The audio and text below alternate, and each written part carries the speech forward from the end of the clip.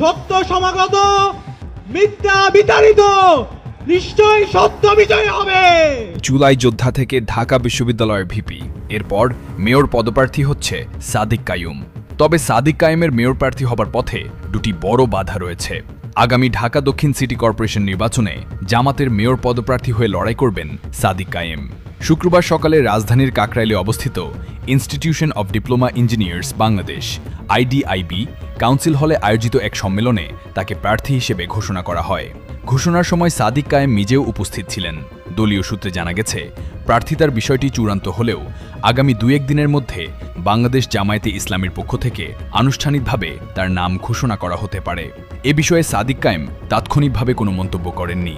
নির্বাচনী প্রস্তুতি হিসেবে সাদিক কায়েম ইতিমধ্যে তার জাতীয় পরিচয়পত্র খাগড়াছড়ি থেকে স্থানান্তর করে ঢাকার ভোটার তালিকায় অন্তর্ভুক্ত হয়েছেন।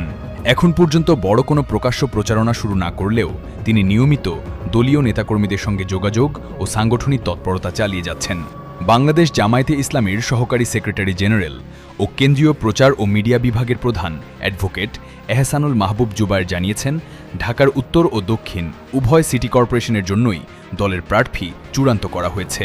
খুব দ্রুতই আনুষ্ঠানিকভাবে তাদের নাম প্রকাশ করা হবে। তবে সাদিক কাইয়ুমের প্রার্থী হবার পথে বড় বাধা এনসিপির আসিফ মাহমুদ সজীব ভুইয়া। এনসিপি থেকে ঢাকা দক্ষিণে মেয়র হিসেবে লড়তে আগ্রহ প্রকাশ করেছে আসিফ মাহমুদ। এর ফলে এনসিপি ও জামাতের মাঝে জোট ভাঙনের সৃষ্টি হতে পারে, এমনটাই মনে করছেন অনেকে।